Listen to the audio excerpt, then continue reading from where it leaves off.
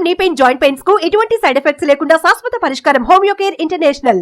ఎవరి ప్రయోజనాల కోసం ఆర్ కృష్ణయ్య గారు రాజ్యసభ సభ్యత్వానికి రాజీనామా చేశారు? అధికారంలో ఉన్నంతసేపు వైఎస్ఆర్ కాంగ్రెస్ పార్టీ రాజ్యసభ సభ్యుడిగా మీరు ఎంజాయ్ చేశారు పదవిని. పార్టీ ఓడిపోగానే బీసీల ప్రయోజనాలు ఎందుకు గుర్తుకొచ్చాయి మీకు? మీరు ఉద్యమ నాయకుడు, పోరాటాల నుంచి వచ్చిన వారే ఆర్ కృష్ణయ్య గారు. మీ గలాన్ని సరే బయట అయినా కూడా వినిపించచ్చు కదా, రాజ్యసభలో నాకు అన్యాయం జరుగుతోంది. వాళ్ళు వైఎస్ఆర్సీపీ మీద వ్యతిరేకతతో ఇస్తలేరా? అది ఎందుకు మీకెందుకు ఇవ్వడం లేదు? బీసీల గురించి మాట్లాడుతున్నాడు బాగా అనుకున్నారు. మరి నరేంద్ర మోడీ గారు బీసీల వ్యతిరేక అంటారా? కాదు. మరి ఎందుకు? ఒక జాతీయ అధ్యక్షుడిగా నరేంద్ర మోడీ గారికి అపాయింట్మెంట్ అడిగితే ఇవ్వరా మీకు? ఇస్తాడు. పార్టీలకు అతీతంగా ఉండేవారే ఉద్యమ నాయకుడు. మరి మీరు ఉద్యమ నాయకుడా రాజకీయ నాయకుడా? ఉద్యమ నాయకుడిని. మరి ఏ పార్టీ సంఖ్య పిలిస్తే ఆ పార్టీ సంఖ్య ఎందుకు ఎక్కుతున్నారు? పార్టీలే నన్ను గౌరవించి పదవులు ఇస్తుంది. వద్దనొచ్చు కదా. మీ గౌరవానికి నేను ఏ పార్టీకన్నా పనిచేశానా? ఇంతవరకు సాధించిన ఫలాలు ఏంటివి? చాలా ఫలాలు సాధించారు. ఏం సాధించారు రాష్ట్రంలో?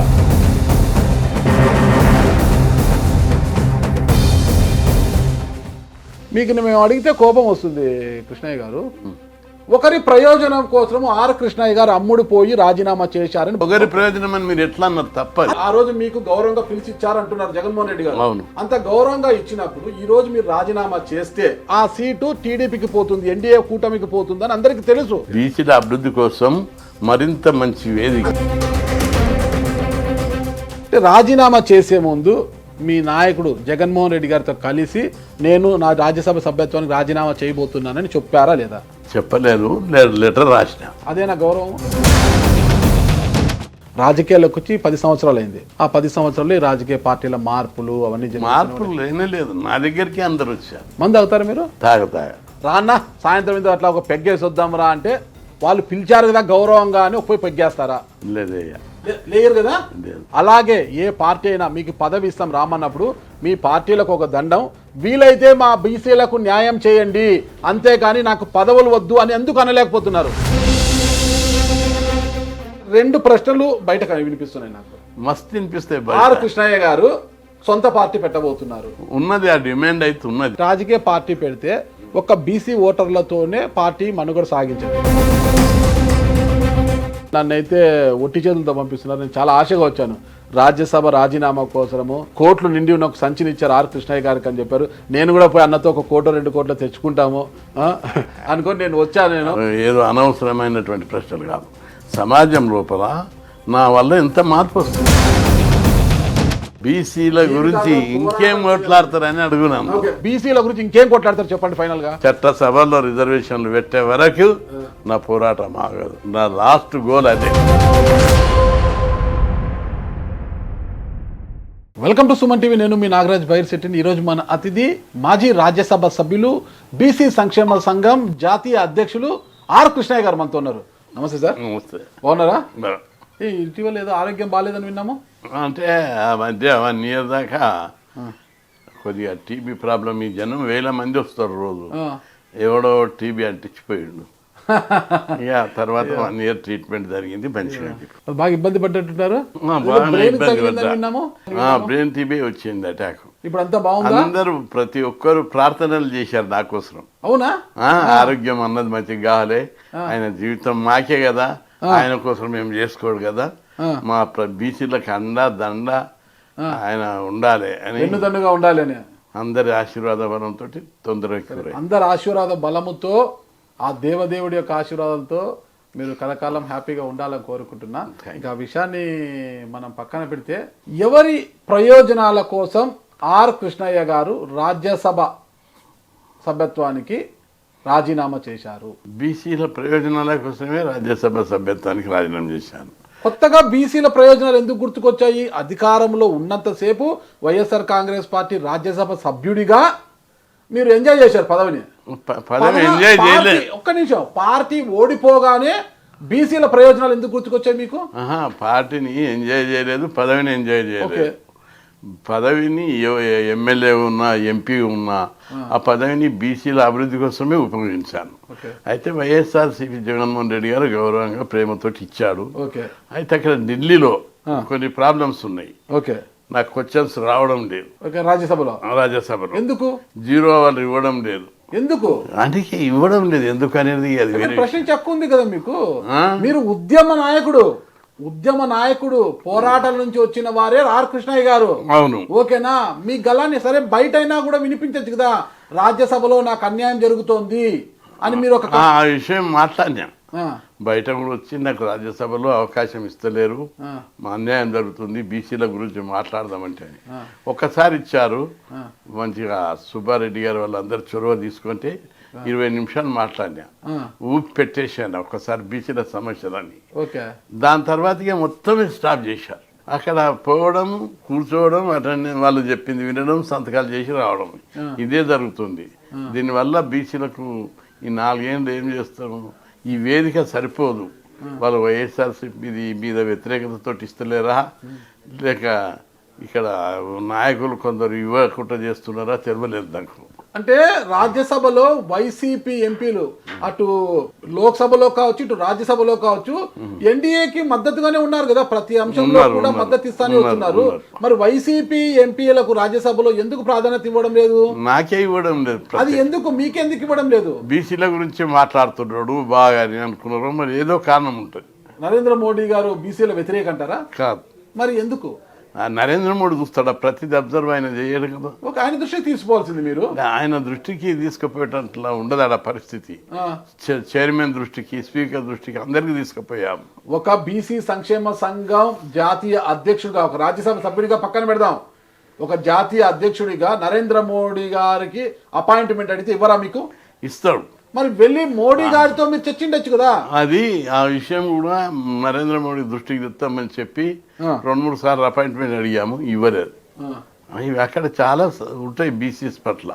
ఎప్పుడు తెలిసింది మీ గొంతు నొక్కుతున్నారు చట్టసభల్లో, నేను నా వాణి బీసీల గొంతుకు వినిపించలేకపోతున్నాను, ఎప్పుడు తెలిసింది మీకు? ఎందుకు చాలా రోజుల కింద నేను ఓపెన్గా టీవీలో మాట్లాడినా, పార్టీలో సుబ్బారెడ్డి గారి దృష్టికి తీసుకొచ్చాను, పార్టీ లీడర్ల దృష్టికి కూడా తీసుకొచ్చాను. ఇట్లా వీళ్ళు నాకు ఇవ్వడం లేదంటే వాళ్ళు వచ్చి కూడా చెప్పారు చైర్మన్కు. ఆర్ కృష్ణయ్య గారు నిజమైన ఉద్యమకారుడు అయితే, నిజంగా బీసీల కోసమే పోరాట పడేవారైతే, గతంలో టీడీపీ నుంచి ఎమ్మెల్యేగా పొడిచి ముఖ్యమంత్రి పదవి ఇస్తాము అంటే టీడీపీ నుంచి ఎమ్మెల్యేగా పోటీ చేశారు. అప్పుడు కనీసం మీ ఫ్లోర్ లీడర్ కూడా వేయలేదు అసెంబ్లీలో. అప్పుడు ఒక పార్టీ కండో భుజాన్ని వేసుకోరు. తర్వాత రాజ్యసభ ఇస్తామంటే పులోమని వైసీపీ సంకనెక్కరు. పార్టీలకు అతీతంగా ఉండేవారే ఉద్యమ నాయకుడు. మరి మీరు ఉద్యమ నాయకుడా, రాజకీయ నాయకుడా? ఉద్యమ నాయకుడిని. మరి ఏ పార్టీ సంఖ్య పిలిస్తే ఆ పార్టీ సంఖ్య ఎందుకు ఎక్కుతున్నారు? పార్టీ సంఖ్యలు ఎక్కడం లేదు, పార్టీలే నన్ను గౌరవించి పదవులు ఇస్తున్నారు. వద్దనొచ్చు కదా. మీ గౌరవానికి మీరు నేను ఏ పార్టీకి అన్నా పనిచేశానా? మీరు అది చెప్పండి. మరి టీడీపీలో ఎమ్మెల్యేగా మీరు టీడీపీలో పనిచేశారు కదా. ఎప్పుడు పనిచేసినా? ఎప్పుడు పనిచేశారు మీరు చెప్పండి. ఎప్పుడు పనిచేయలేదు. టీడీపీ మిమ్మల్ని సీఎం అభ్యర్థిగా ప్రకటించారు, మీరు ఎమ్మెల్యేగా పోటీ చేశారు, గెలిచారు కదా. అవును. గెలిచిన తర్వాత టీడీపీ ఎమ్మెల్యేగానే మీరు అసెంబ్లీకి వెళ్ళారు కదా. అవును. అసెంబ్లీలో నేను ఏం మాట్లాడినా? అది చెప్పాలి. బీసీఎస్ గురించి ప్రతి ఏ అవకాశం వచ్చినా బీసీఎస్ గురించే మాట్లాడినా. పార్లమెంట్ లో కూడా ఏ అవకాశం వచ్చినా బీసీ మాట్లాడినా. అది మీరు అప్రిషియేట్ చేయాలి. ఓకే, తప్పుదారి పట్టి తప్పుదారి పట్టించలేదు, నేను అప్రిషియేట్ చేస్తాను. మీరు తీయండి రికార్డ్. ఒక ఎమ్మెల్యేగా మీరు ఉన్నప్పుడు ఒక బీసీ మాత్రమే ఓట్లేస్తే మీరు గెలిచారా? అన్ని సామాజిక వర్గాలు వేసినాయి. మరి నేను బీసీ నాయకుడిగా బీసీల కోసం మాట్లాడాను. బీసీ ఉద్యమకారుడిగా గురించి టికెట్ ఇచ్చారు. నేను ఆ బీసీల గురించి ఒక సబ్జెక్టు తీసుకున్నా, ఎజెండా తీసుకున్నా. బీసీలు చదువుకోవాలి, ఉద్యోగాలు ఉండాలి, అధికారంలో వాటం ఉండాలని దాని మీద కొట్లాడుతున్నా. దాని మీద నేను వాళ్ళు గౌరవించి ఇచ్చారు, దానికోసమే నేను పోరాడుతున్నా. బీసీల కోసం పోరాటం చేసే ఉద్యమ నాయకుడు ఆర్ కృష్ణయ్య గారు అంటే మాకు అపారమైన గౌరవం. బడుగుల కోసం పోరాటం చేసే నాయకుడు, ఒక యోధులు మీరు. కానీ రాజకీయ పార్టీల ముసుగు ఎందుకు కప్పుకోవాల్సి వస్తుంది? ఇప్పుడు ఒకటి, వైసీపీ తరపున రాజ్యసభకు పోతే వైసీపీకి అంత ఇంత మీరు పని చేయాలి కదా. అవును, పని చేయాలి కదా. అది అప్పుడు ఏమవుతుంది, బీసీలకు అన్యాయమో ఇంకొకరికి అన్యాయమో జరగాల్సి వస్తుంది కదా.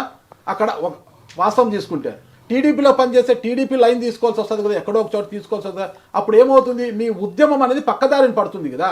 అవన్నీ మీరు మీలాంటి మేధావులు అవన్నీ ఆలోచించకుండా ఎందుకు పార్టీల దగ్గరికి వెళ్ళారు? పార్టీల దగ్గరికి నేను పోలేదు, మీరే పిలిచారు. మీరు చెప్పండి. నేను ఏ పార్టీ దగ్గరికి పోలేదు, ఏ పార్టీలో పనిచేయలేదు. పార్టీలే నా దగ్గరికి వచ్చి ఈయన బీసీల కోసం పనిచేస్తుడు, ఈయన కొంత ఒక ఆయుధం ఇస్తాం, ఈ ఆయుధం ద్వారా మరింత కొట్లాడతాడనే ఉద్దేశంతో అవకాశం కల్పించారు. అంతేగాని వాళ్ళ ఉద్దేశం వేరేది కాదు. వాళ్ళ కోసం కొట్లాడేటోళ్ళు ఆ పార్టీలో చాలా మంది ఉన్నారు. పార్టీ కోసం గతంలో నేను చెప్పేది మళ్ళీ మీరు అది కాదు, మీరు మీరు చెప్పేది నుండి పార్టీలో పార్టీ కోసం పనిచేసే వాళ్ళు అందరు ఉన్నారు, చాలా మంది ఉన్నారు. బీసీల కోసం నేను కొట్లాడుతున్నారని ఆయుధం ఇచ్చారు. అందుకే ఆ ఆయుధంను బీసీల అభివృద్ధి కోసం నేనేం బీసీల దానికోసం ఏమిటి కొట్లాడుతున్నా, నా బీసీలు చదువుకోవాలి, నా బీసీలు సమాజంలో గౌరవం పొందాలి, తక్కువ చూపు చూస్తున్నారు, ఈ కులాలను పైకి తీసుకురావాలి, ధైర్యాన్ని ఇవ్వాలి, వాటి కోసం కొట్లాడుతున్నా. అది కూడా 56% జనాభా ఉన్నారు. వాళ్ళ కోసం కొట్లాడితే ఎందుకు ఈ సమాజంలో ఇంకా కడుపుమంట? చాలా మందికి కడుపుమంటుంటుంది ఈ కొట్లాడుతుంటే. అది పద్ధతి కాదు. మేము అన్నదమ్ములం, అన్నలు తమ్ముడు. ఇది పంచాయతీ అగ్రకులాలకు బీసీలకు జరిగే పంచాయతీ శత్రుత్వం కాదు, అన్నదమ్ముల పంచాయతీ. తమ్ముళ్ళను కూడా మీరు గౌరవించండి, మా వాటా మాకు ఇవ్వండి. ఒక తల్లిదండ్రులకు పుట్టే భారతమాత ముద్దు బిడ్డలం, భారతమాత ముద్దు బిడ్డలకు అందరికీ తమ్ముళ్ళకు అన్నలకు సమానమైన అవకాశం మన సాంప్రదాయం. ఆ ట్యూమనే కొట్లాడుతుండే తప్ప ఇంకోటి కాదు. మందకృష్ణ మాదిగ గారు ఎస్సీ వర్గీకరణ కోసం పోరాటం చేసి కేంద్రము తల వంచి అంగీకరించింది. దాని మీద ఒక కమిటీ కూడా వేశారు ఇప్పుడు. మరి బీసీల హక్కుల కోసము, బీసీల ఎదుగుదల కోసము, అన్నదమ్ముల వలన తమ్ముళ్ళం మేము, మాకు న్యాయం చేయండి మీరు పోరాటం చేస్తున్నా ఇంతవరకు సాధించిన ఫలాలు ఏంటివి? చాలా ఫలాలు సాధించారు. ఏం సాధించారు? రాష్ట్రంలో కేంద్రంలో ఈరోజు రాష్ట్రంలో దేశంలో ఎక్కడైన విధంగా 6,000 హాస్టళ్ళు ఉన్నాయి 2 తెలుగు రాష్ట్రాల్లో. 1,500 గురుకుల పాఠశాలలు ఉన్నాయి. అదేవిధంగా ఫీజు రియంబర్స్మెంట్ పథకం ఉంది. ప్రతి ఒక్కరికి స్కాలర్షిప్ వస్తుంది. స్టడీ సర్కిళ్ళు ఉన్నాయి, ఫెడరేషన్లు, కార్పొరేషన్లు, రుణాలు. ఈ విధన్నీ దేశంలోని ఏ రాష్ట్రంలో లేవు. మన ఇంకా ఏం కావాలని మీరు పోరాటం చేస్తున్నారు? ఇంకా అధికారంలో ఇంకా జనాభా ప్రకారం వాట కావాలని కొట్లాడుతున్నాం. కేంద్రంలో కూడా జనాభా పెరగాలంటే మీరు ఇంకోటి కూడా రాష్ట్రం పెంచుకుంటే జనాభా పెరుగుతారు. ఇంకోటి కేంద్రంలో ఏబిసిడి వర్గీకరణ చేయాలని కొట్లాడినాం. కమిషన్ వేసింది, జస్టిస్ రోహిన్ కమిషన్.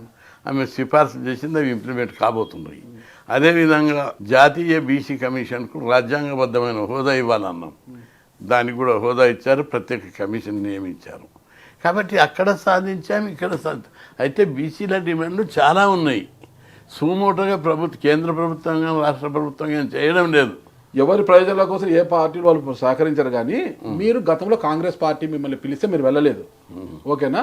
కాంగ్రెస్ పార్టీలోకి వెళ్లకుండా ఒక నాయకుడిగానే మిగిలిపోయిన మీరు టీడీపీలోకి కావచ్చు, వైఎస్ఆర్సీపీలోకి కావచ్చు, వాళ్ళు పిలిస్తే ఎందుకు వెళ్ళారు? అంటే టీడీపీ సీఎం అభ్యర్థిగా గెలిచారు. పార్టీ గెలిస్తే సీఎం ఇస్తాము అంటే గెలవకపోయినా దాన్ని ముందు లాగుదాము అని చెప్పారు. బీసీ సీఎంను పాపులర్ చేయాలి కదా, అందుకోసం ఒప్పుకున్నాను నేను. అందుకే అప్పుడు పోయి ఎమ్మెల్యే గెలిచినాక కూడా రోజు అసెంబ్లీలో నేను వచ్చిన అవకాశంలో బీసీల గురించే మాట్లాడా. జాతీయ స్థాయిలో బీసీల హక్కుల కోసం నిత్యం పోరాడే మీరు సరే టీడీపీ నుంచి బయటకు వచ్చేసారు, మళ్ళా బీసీల హక్కుల కోసం పోరాటం చేశారు. సరే వైఎస్ జగన్ ఏపీకి మీకు ఏమాత్రం సంబంధం లేకపోయినా, ఓకేనా, మీరు తెలంగాణలో ఉంటారు, ఏపీకి సంబంధం లేకపోయినా వైఎస్ఆర్సీపీ అధినేత జగన్మోహన్ రెడ్డి గారు మిమ్మల్ని పిలిచి రాజ్యసభ ఇస్తానంటే ఎందుకు వెళ్ళారు? నాకు వద్దండి, మీ అభిమానాన్ని నేను ధన్యుణ్ణి, నాకు అవసరం లేదు మీ రాజ్యసభ, నేను బీసీలకు జాతీయ స్థాయిలో బీసీల కోసం పోరాటం చేసేవని చెప్పొచ్చు కదా. రాజ్యసభలో కూడా నా వాణి వినిపించాలనే ఉద్దేశంతో పోయినా. వాళ్ళు కూడా జాతీయ స్థాయిలో బీసీల వాయిస్ వినిపించవచ్చు ఆర్ కృష్ణ యాదవ్ గారు మీకు ఇచ్చారు. మరి ఎందుకు బయటకు వచ్చారు? ఎందుకు బయటకు అంటే ప్లాట్ఫారం కరెక్ట్ లేదని బయటకు వచ్చిన. నా వాయిస్ వినిపించేటటువంటి స్థితి, నా సమయం దానికోసం వెచ్చిస్తే దానివల్ల బెనిఫిట్ బీసీలకు లాభమయ్యే పరిస్థితి అక్కడ కనిపించడం లేదు. మీకు మేము అడిగితే కోపం వస్తుంది కృష్ణయ్య గారు.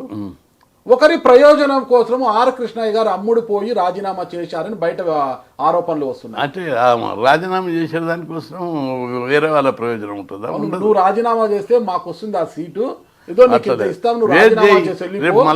రేపు మళ్ళా నేను ఎంపీ అయితే అప్పుడేం జవాబు చెప్తారు మీరు? ఓకే, మళ్ళా ఎంపీ అంటే ఇప్పుడు రాజ్యసభ ఎన్నికల్లో అదే మీరు పోటీ ఏదో చేయలేదు ఒకటి కదా. లోక్సభను రాజ్యసభను లోక్సభ నుంచి వేరే చైర్మన్ ప్రజల చేత ఎన్నుకోబడి చైర్మన్ ఏదో అన్న అయితే ఊగానాలు వద్దు. అప్పుడు మీరు ఏం చెప్తారు? ఓకే, నేను ఏదైనా మంచి పదవి ఉన్నత పదవికి పోతే ఎలా పోతారు? అప్పుడు మీరు ఏం చెప్తారు? ఎలా చెప్తారు? ఇప్పుడేమో మీరు ఏమన్నారు అంటే ఒకరి ప్రయోజనం అని మీరు ఎట్లా అన్నారు? తప్పదు. అదే మళ్ళా ఇప్పుడు ఒకరి మీ ప్రయోజనం రాజీనామా అనేది ఎవరికి లాభాన్ని ఇస్తుంది? మీకు ఒకరి ప్రయోజనం అనేది ఊహాగానాలు. ఓకే, అది అట్లా తప్పది. ఓకే. నేను ఉద్యమ నాయకుడిని, జీవితాన్నే త్యాగం చేసిన, బ్యాంక్ ఆఫీసర్ వచ్చింది, ఎన్టీ రామారావు పార్టీ పెట్టినప్పుడు ఎమ్మెల్యే ఇచ్చి హిమాయత్ నగర్ మంత్రి ఇస్తుంటే పోలేదు. అనేక సార్లు చెన్నారెడ్డి కానీ, ఎన్టీ రామారావు కానీ, ప్రతి రాజశేఖర రెడ్డి కానీ, ప్రతి ఒక్కరిని పదవులు పెద్ద పెద్ద ఇప్పుడు ఆ చిన్న వయసులో ఇస్తామంటేనే పోలేదు. పదవి ముగ్గురు కోసం బీసీలు. ఇలా వారు చెప్పేది నాకు, పదవి కోసం డబ్బు కోసం పోలేదు. డబ్బు కావాలనుకుంటే వ్యాపారం ఉన్నది, వ్యాపారం చేస్తుంటే రియల్ ఎస్టేట్ వ్యాపారం. ఏదంటే రియల్ ఎస్టేట్ నా శిష్యుడే 100 కోట్లకి వెళ్ళిపోయారు రియల్ ఎస్టేట్ చేసి. ఓకే. పోలేదు నేను అగ్రికల్చర్ చేసుకొని హార్డ్ కోర్ మనతోటే నేను ఉద్యమాలు చేశాను. కానీ ఎక్కడ కూడా అధికారం కోసం తప్పదో బీసీల ఏజెండానే నా ఏజెండా. ఏది చేసినా బీసీల అభివృద్ధి కోసమే చేస్తా, ఇక ముందు కూడా అదే చేస్తా. బీసీల అభివృద్ధి కోసం ఒక పదవి ఉపయోగపడుతుంది అన్నప్పుడే ఆ పదవి తీసుకుంటున్నా. మరి నెక్స్ట్ ఎంపీ అవుతానంటారు, ఏ విధంగా ఎంపీ అదే అవుతారు? అయితే నేను క్వశ్చన్ ఏ అడిగిన విధంగా అవుతారు చెప్పండి. అయితే అప్పుడు మీరు ఏం చెప్తారని అడిగిన, మీరు తప్పుడు ప్రశ్న అడిగారని నేను చెప్తాను. సరే సార్, స్ట్రైట్ ఆన్సర్ మీరు చేయండి. ఏ పార్టీ నుంచి ఏ విధంగా మీరు రాజ్యసభ కానీ లోక్సభ కానీ అవుతారు? బీసీలకు ఉపయోగపడే పదవి, బీసీల అభివృద్ధికి ఉపయోగపడే పదవి ఏదన్నా పాటిస్తే అప్పుడు దాన్ని ఆలోచించి అంగీకరిస్తాం. ఎవరైనా కూడా బీసీలకు ఉపయోగపడేదంటే ఒక రాజ్యసభను ఇస్తారు, లేదంటే లోక్సభ సీటు ఇస్తారు మీకు. అది ఇవ్వచ్చు, చైర్మన్ ఇవ్వచ్చు, ఇంకేదాన్ని ఇవ్వచ్చు, చైర్మన్ ఏదైనా ఇవ్వచ్చు. చైర్మన్ అంటే బీసీ నేను ఒకటి చెప్పాను మీకు, బీసీలకు ఉపయోగపడే పదవి, బీసీల అభివృద్ధికి. ఇక్కడ నేను ఇన్ని స్కీమ్లు పెట్టించిన, బీసీలు చదువుకుంటున్నారు, ఊరురా ఇంటింట ఈరోజు బీసీ చదువుకుంటున్నాడు. మీ వాయిస్ చట్టసభల్లోనే మీది కంఠశోష అవుతున్నప్పుడు ఒక చైర్మన్ పదవి ఇస్తే మీరు ఏం చేస్తారా? చైర్మనే కానీ చట్టసభలే కానీ వేదిక కరెక్ట్ కావాలి. చైర్మన్ అయినారు అనుకో సపోజ్, అప్పుడు స్కీమ్లు పెట్టిస్తారు. దానికి పవర్ గవర్నమెంట్ రావాలి కదా, గవర్నమెంట్ ముందుకు. చైర్మన్ అయినా కూడా మీ యొక్క డిమాండ్స్ నెరవేర్చాల్సింది గవర్నమెంట్ కదా. ఇప్పుడు నేషనల్ బీసీ కమిషన్ ఉంది, దానికి సుప్రీం పవర్స్, రాజ్యాంగబద్ధమైన హక్కులు ఉన్నాయి, అధికారాలు ఉన్నాయి. అది ఏది సిఫార్సు చేస్తే ఇప్పుడు మనకున్న స్కీమ్లు మధ్యప్రదేశ్లో లేవు, ఉత్తరప్రదేశ్లో లేవు, కర్ణాటకలో లేవు, మహారాష్ట్రలో లేవు, ఈవెన్ బీసీలు చీఫ్ మినిస్టర్లు ఉన్న రాష్ట్రాలలో కూడా లేవు. ఇక్కడ పెట్టించినామంటే ఉద్యమాల ద్వారా నేను పెట్టించాను. నాకు ఒక ఎజెండా ఉంది, దాన్ని మీరు వక్రీకరించొద్దు. ఈరోజు ప్రతి ఇంట్లో ఇంజనీరింగ్ చదివిన వాళ్ళు, డిగ్రీ చదివిన వాళ్ళు ఉన్నారు తెలంగాణలో. మీరు పోయి చూడండి, తెలంగాణలో కానీ ఆంధ్రలో కానీ. అదే పరిస్థితి కర్ణాటకలోకి ఎందుకు లేదు? బీసీలు చీఫ్ మినిస్టర్లు 30 ఏళ్ళు, ఉత్తరప్రదేశ్లో చూడండి, బీహార్లో చూడండి. అది అప్రిషియేట్ చేయాలి మీరు. మా వల్ల నేను రాజకీయ పదవుల కోసం దేనికోసం చేయలేదు. నా జాతి, నా పేద కులాలు, భారత జాతిలో ముద్దు బిడ్డలు అందరూ చదువుకోవాలి, వాళ్ళ గౌరవం పెరగాలి, వాళ్ళ శక్తియుక్తులు ఈ సమాజ అభివృద్ధికి ఉపయోగపడాలి అనే ఒక బ్రాడర్ కాన్సెప్ట్లో పోరాడుతారు. మిమ్మల్ని మేము అప్రిషియేట్ చేస్తున్నాం, మీ ఉద్యమ స్ఫూర్తిని అప్రిషియేట్ చేస్తున్నాం.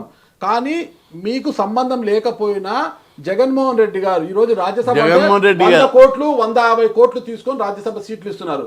మరి ఆ రోజు మీకు గౌరవంగా పిలిచి ఇచ్చారంటున్నారు జగన్మోహన్ రెడ్డి గారు. అంత గౌరవంగా ఇచ్చినప్పుడు ఈ రోజు మీరు రాజీనామా చేస్తే, ఒకరు కాదు మీరు ముగ్గురు, మీరు బీద మస్తాన్ గారు, మోపిదేవి వెంకటరమణ గారు, ముగ్గురు బీసీలు కూడా రాజీనామా చేశారు. మీరు రాజీనామా చేస్తే ఆ సీటు టీడీపీకి పోతుంది, ఎన్డీఏ కూటమికి పోతుంది అని అందరికీ తెలుసు. తెలిసినప్పటికీ కూడా మీరు ఎందుకు రాజీనామా చేశారు? తెలుసు. వాళ్ళు ఎందుకు చేశారు? ఎవరు? బీదమస్తానికి మళ్ళీ ఎక్స్టెన్షన్ ఇస్తున్నారు, ఎన్డీఏ కూటమిలోనే ఎక్స్టెన్షన్ ఇస్తున్నారు. మోపిదేవి వెంకటరమణ గారు జగన్మోహన్ రెడ్డి మీద అలకబూని ఆయన నాకు గౌరవం ఇవ్వడం, ఆయన స్టేట్మెంట్ ఇచ్చాడు. మీ స్టేట్మెంట్ ఏంటి? నేను బీసీల అభివృద్ధి కోసమని స్టేట్మెంట్ ఇచ్చినా. బీసీల అభివృద్ధి కోసం మరింత మంచి వేదిక అది ఆయుధం సహేతుకంగా లేదు అనిపిస్తుంది. బీసీల అభ్యున్నతి కోసం బీసీల కోసమే బీసీల గొంతుకు అవుతారు చట్టసభలు, అది కూడా పెద్దల సభకు పంపిస్తే బీసీల గొంతుకు అవుతారని పంపితే అక్కడే గొంతుక వినిపించలేక బయటికి వస్తే ఎందుకు ఇది? గొంతుగా వినిపించలేక కాదు, గొంతుగా భారీగా వినిపించాను. నా ఒక్క స్పీచ్ తోటే మొత్తం స్టాప్ అయింది అంతా. ఒక్కరోజు 20 నిమిషాలు మాట్లాడితే మొత్తం సమాజం అంతా 2 తెలుగు రాష్ట్రాలు అవరా ఇంత అన్యాయం జరుగుతుంది ఆ బీసీలకు.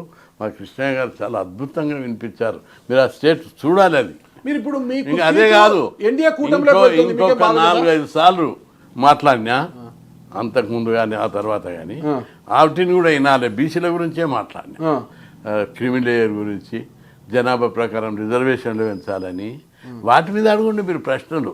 నేను సాధించిన వాటి మీద అడగాలి. మీరు ఈ సమాజంలో ఎంత మార్పు కోసం పోరాడుతున్నా అది చూడాలి, కానీ ఏదో అనవసరమైనటువంటి ప్రశ్నలు కాదు. సమాజం లోపల నా వల్ల ఎంత మార్పు వస్తుంది.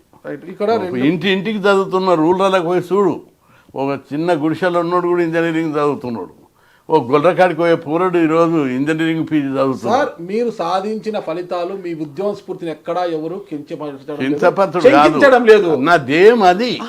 మీరు ఆ రోజు టీడీపీలకు పోయి ఎమ్మెల్యే మళ్ళీ వచ్చేసారు, ఎందుకు రాజ్యసభ నేను రాలేదు, టీడీపీలోకి రాలేదు, అట్లే ఉన్నా. టికెట్ రాలేదు కాబట్టి ఆటోమేటిక్గా బీసీ ఉద్యమం చేసిన. బీసీ ఉద్యమం చేశారు, మళ్ళీ వైసీపీ పిలిచినప్పుడు టీడీపీకి దూరం అయినట్టే వెళ్ళారు, వచ్చారు. మీరు రాజీనామా అది ఇంపార్టెంట్ కాదు. అది తెలిసిన మీరు ఒక నాయకుడిని గుర్తించేటప్పుడు నాయకుడు చేసే పనిని, ఆయన వల్ల సమాజానికి ఎట్లాంటి ఫలితాలు వస్తున్నాయి, ఏ విధమైనటువంటి పరిణామాలు చూడాలి తప్ప, లేదా నాయకుడు చేసే దుర్మార్గాలు, భూ కబ్జాలు అవి మాట్లాడాలి.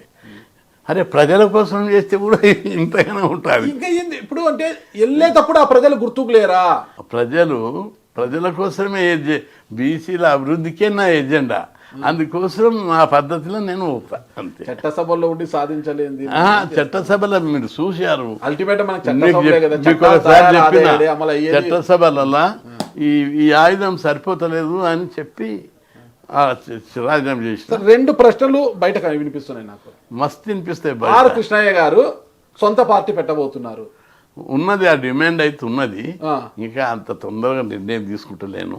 రాజకీయ పార్టీ పెడితే ఒక బీసీ ఓటర్లతోనే పార్టీ మనుగడ సాగించదు, అన్ని వర్గాల ప్రజలు ఓట్లు వేస్తేనే మీ పార్టీ మనుగడ. అలాంటప్పుడు ఒకవేళ పార్టీ పెడితే దాని ఫలితం ఎలా ఉండబోతుంది? రెండవది ప్రస్తుతం తెలంగాణలో కాంగ్రెస్ పార్టీలో అధికారం ఉంది కాబట్టి కాంగ్రెస్ పార్టీలో చేరి కాంగ్రెస్ పార్టీ నుంచి రాజ్యసభ పొందడానికి, లేదా నెక్స్ట్ కేంద్రంలో కాంగ్రెస్ పార్టీ అధికారంలోకి వస్తే అక్కడి నుంచి ఫలాలు సాధించడానికి కృష్ణయ్య గారు ఏపీలో వైసీపీకి రాజీనామా చేశారా ఏంటి అసలు అనేది అనిపిస్తుంది. అది రెండవది, పార్టీ పెట్టాలనేది ప్రతి చోట ప్రతి మీటింగ్లో ఆ డిమాండ్ వస్తున్నది. అన్ని పార్టీలలో బీసీలకు అన్యాయం జరుగుతుంది, మీరు పార్టీ పెడితే అన్ని పార్టీలకు చెక్ అవుతుంది, భయపడతారు. మనకి అవకాశం కూడా ఇక్కడ పార్టీలు ఎక్కువ ఉంటాయి. అయితే కేఏపాల్ తోటి బీసీ ఉద్యమం పోల్చొద్దు. ఆయన ఫిలాసఫీ వేరు, ఆయనకున్న సిద్ధాంతం వేరు, ఆయన పద్ధతిలో ఆయన పోతున్నాడు. దాన్ని మనం గౌరవించాలి, ఆయనకున్న సిద్ధాంతాన్ని మనం గౌరవించాలి, అది వేరే విషయం. ఇక్కడ బీసీలకు పార్టీ పెట్టాలనే డిమాండ్ చాలా రోజులు ఉంది. అయితే నేనేమంటే ఒకటేసారి నిర్ణయం తీసుకోలేము, అన్ని వర్గాలతో చర్చించి నిర్ణయం తీసుకోవాలి. రెండోది, పార్టీ పెడితే బీసీలో ఓట్లే కావాలని నేను అన్నా. బీసీలు అన్ని పార్టీలకు ఓట్లేశారు, అన్ని వర్గాల వాళ్ళని ఎమ్మెల్యే చేశారు. అందరూ ఇంతకు మొదలు మీకు బ్రాడర్గా చెప్పాను, బీసీలు ఓసీలు అన్నదమ్ములు, తమ్ముళ్ళ వాట తమ్ముళ్ళకి కావాలని అడుగుతున్నాం. తప్పనిసరి సమాజం కూడా లేదంటారా? ఎక్కడున్నది వాట? ఎమ్మెల్యేది 119 మంది ఎమ్మెల్యేల 21 మంది వాటనాది. ఓకే, ఏపీ గురించి మాట్లాడట్లేదు, అయిపోయింది అప్పుడు ఏపీ మీద. ఏపీది అంటే 175 నియోజకవర్గాలు అక్కడ గురించి కూడా 175లో దాదాపు 39-40 మంది ఉన్నారు. అక్కడ కూడా తక్కువ ఉన్నారు, అంతటా తక్కువ ఉన్నారు. ఎంపీలు తక్కువ ఉన్నారు, ఎమ్మెల్యేలు తక్కువ ఉన్నారు, జనాభా ప్రకారం లేరు. రాజీనామా చేసే ముందు మీ నాయకుడు జగన్మోహన్ రెడ్డి గారితో కలిసి నాకు ఇలా ఇబ్బంది కలుగుతుంది రాజ్యసభలో, నేను నా బీసీల గొంతుకు వినిపించలేకపోతున్నాను, నేను నా రాజ్యసభ సభ్యత్వానికి రాజీనామా చేయబోతున్నానని చెప్పారా లేదా? చెప్పలేదు, లెటర్ రాసి అదేనా గౌరవం? అంటే అది గౌరవం కదా. గౌరవంగా మిమ్మల్ని పిలిచి రాజ్యసభ ఇచ్చినప్పుడు గౌరవంగా అతన్ని వెళ్ళి కలిసి చెప్పి రాజీనామా చేయడం మంచి పద్ధతి కదా. పద్ధతే. నేను లెటర్ రాసి పంపించిన, పార్క్స్ చేసిన. ఇప్పుడు ఒక విషయం మీద ఒక నిర్ణయం తీసుకున్నప్పుడు నేను అనేక మందిని లీడర్ని అపాయింట్ చేస్తా. వాళ్ళు నాకు రాజీనామా చేసినప్పుడు మంచోడైతే చేయొద్దు అంటాం, ఉండు అని అంటాం. కాబట్టి చేయనీయం. వాళ్ళు చెప్పకుండానే రాజీనామా చేస్తారు. నేను కూడా ఎవడన్నా పని చేస్తలేడు అనుకో, ప్రెసిడెంట్గా, జిల్లా ప్రెసిడెంట్ కానీ స్టేట్ ప్రెసిడెంట్ కానీ, వెంబడే వాళ్ళని తొలగిస్తాం. చెప్పి చేయము, పిలిపించేయము. అంటే ఓ పద్ధతి ఉంటుంది దానికి. ఆ పద్ధతి ప్రకారమే పోతాం ఇక్కడ కూడా. అంటే మిమ్మల్ని అందరితో పోల్చలేము. మీరు రాజకీయాలకు వచ్చి 10 సంవత్సరాలు అయింది, అవునా? 10 సంవత్సరాలు అయింది. ఆ 10 సంవత్సరాలు ఈ రాజకీయ పార్టీల మార్పులు అవన్నీ మార్పులు లేనే లేదు. నా దగ్గరికి అందరు వచ్చారు. నేను ఎక్కడైనా పోయినా, నిన్న ఎవరైనా అడిగినా అందరు నా దగ్గరికి వచ్చారు. నేను చేస్తున్న సేవను గుర్తించి. నాకు ఒక చిన్న తప్పుగా అనుకోద్దండి, మందు తాగుతారు మీరు? తాగ అలవాట్లేదా? మందు తాగా. నాకున్న అలవాటు గొప్ప అలవాటు. యోగా చేస్తా, పూజ చేస్తా, ఆసనాలు వేస్తా, మెడిటేషన్ చేస్తా, మద్యం తాగా, సిగరెట్ తాగా. ఈ మధ్య కరోనా పట్టి నుంచి కొద్దిగా ఎప్పుడన్నా టీ తాగుతా, కానీ టీ కూడా తాగా లైఫ్. ఓకే ఓకే, మంచి అలవాట్లు ఉన్నాయి. ఎవరైనా వచ్చి రాన్న బోరు కొడుతుంది అలా పోయి ఒక దమ్ము కొట్టొద్దామంటే పిలిచారు, అది ఇంతవరకు రుచి చూడలేదు. ఓకే, రాన్న సాయంత్రం మీద అట్లా ఒక పెగ్గేసి వద్దాం రా అంటే వాళ్ళు పిలిచారు కదా గౌరవంగా అని పోయి పెగ్గేస్తారా? లేదయ్యా, లేరు కదా.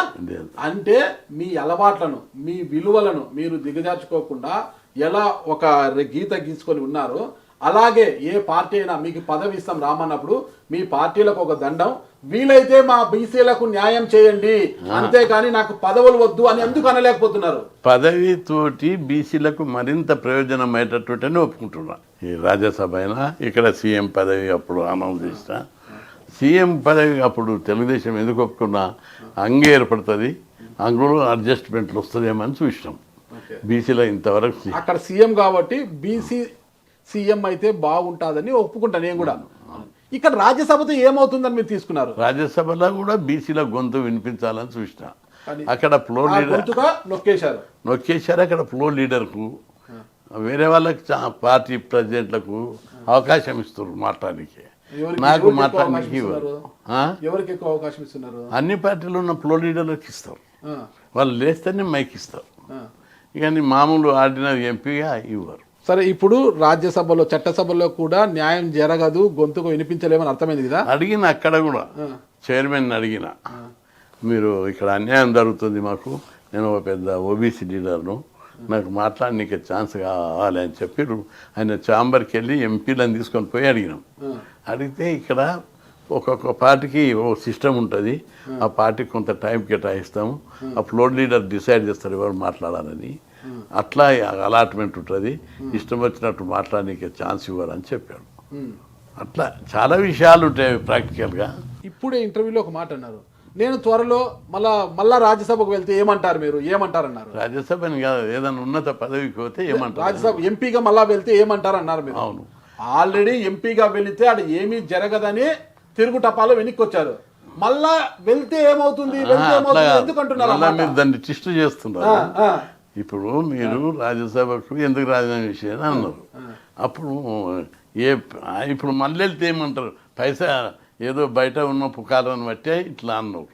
మళ్ళీ వెళ్తే ఏమంటారు అని మీకు కౌంటర్ ఇస్తారు. మళ్ళా వెళ్తే అనేక రాకూడదు సందర్భం. ఎందుకంటే అంటే మంచి ఎక్కడ వెళ్ళినా, ఇంకా ఎప్పుడు వెళ్ళినా ఇంకెప్పుడైనా మంచి పొజిషన్లు ఉంటే అప్పుడు మీరు అన్న ఆరోపణ ఏది ఉన్నదో విడ్రా చేసుకోవాలని. జాతీయ స్థాయి కమిషన్ ఏదన్నా ఉండొచ్చు, అవి అన్ని చెప్తారా ఎప్పుడన్నా? భవిష్యత్తులో ఇంకింత బలమైన ఆయుధం దొరికితే అప్పుడేమంటారు? అంటే ఫైనల్ గా ఒకటే, ఎవరి ప్రయోజనం కోసము, ఎవరి నోటు కోసము ఈ బీసీ కృష్ణయ్య గారు అమ్ముడుపోయే వ్యక్తి కాదు.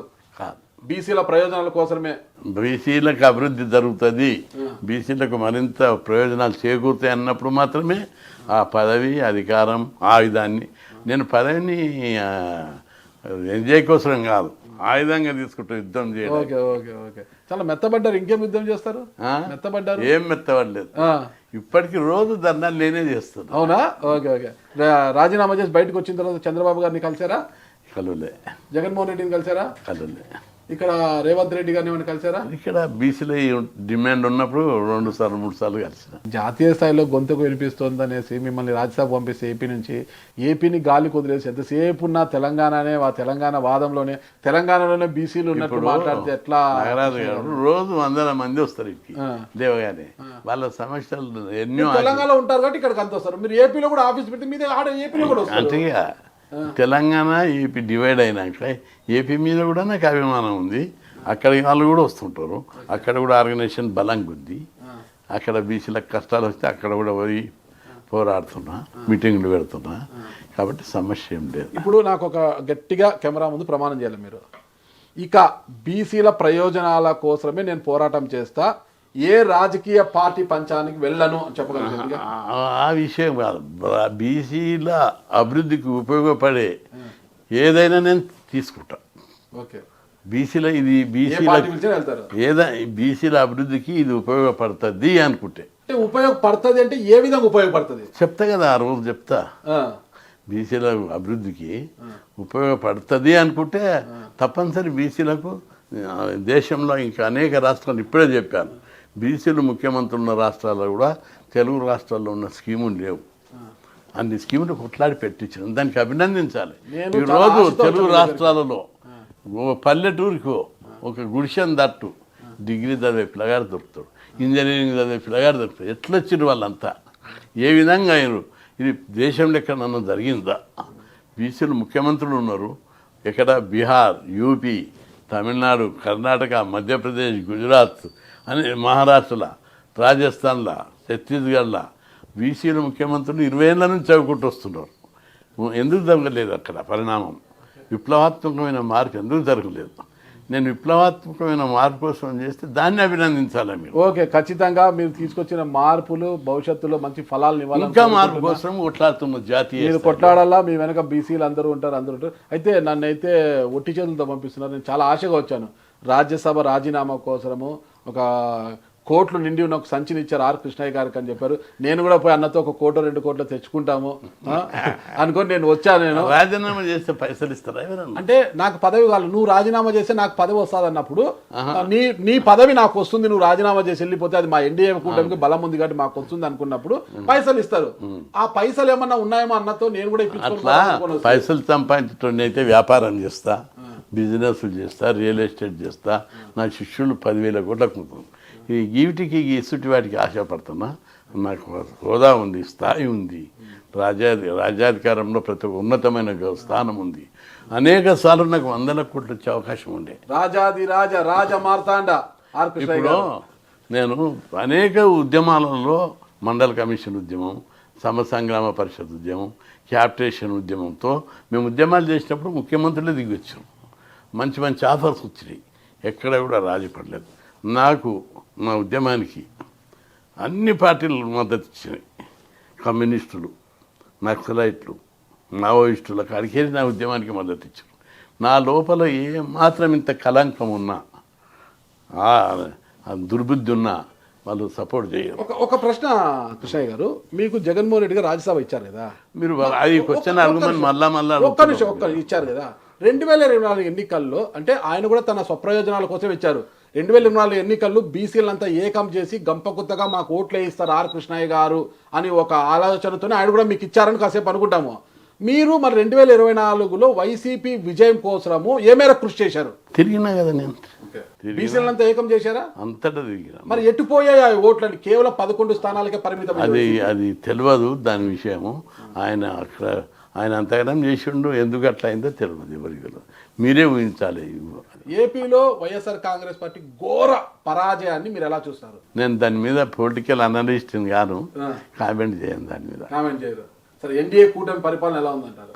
అంటే ఇప్పుడే ఎట్లా చెప్తాం, ఇప్పుడిప్పుడే వచ్చింది, ఇంకా టైం పడుతుంది. ఓకే కృష్ణయ్య గారు, ఖచ్చితంగా బీసీల ప్రయోజనాల కోసం మీరు రాజీనామా చేశారు. బీసీల ప్రయోజనం మీరు బీసీల గురించి ఇంకేం కొట్లాడతారని అడుగున్నాం. ఓకే, బీసీల గురించి ఇంకేం కొట్లాడతారు చెప్పండి ఫైనల్ గా. చట్టసభలో రిజర్వేషన్లు పెట్టే వరకు నా పోరాటం ఆగదు. నా లాస్ట్ గోల్ అదే. అంతే. ఓకే, ఖచ్చితంగా చట్టసభల్లో బీసీలకు రిజర్వేషన్ సమాన స్థాయిలో కల్పించేంత వరకు వారికి ఉన్న హక్కుల మేరకు ఆ స్థాయిలో కల్పించే పోరాటం ఆగకూడదని నేను కూడా కోరుకుంటున్నాను. ఇంకొకటి రెండో విషయం, ఇక్కడ మనం చదువు కోసం పోరాడే హాస్టళ్ళు, గురుకులాలు, స్కాలర్షిప్, ఫీజు రియంబర్స్మెంట్ పెట్టించడం. ఈ స్కీమ్ దేశంలోని ఏ రాష్ట్రంలో లేదు. అన్ని రాష్ట్రాలలో పెట్టించే వరకు కూడా పోరాడతా. ఓకే, బీసీల అందుకే ఇవన్నీ అప్స్ అండ్ డౌన్స్. అందుకే ఓకే సార్, థ్యాంక్ యూ. బీసీల ఆకాంక్షలు నెరవేరేంత వరకు కూడా మీరు పోరాడుతూనే ఉండాలని నేను మనస్ఫూర్తిగా కోరుకుంటున్నాను. థ్యాంక్ యూ సార్, నమస్తే.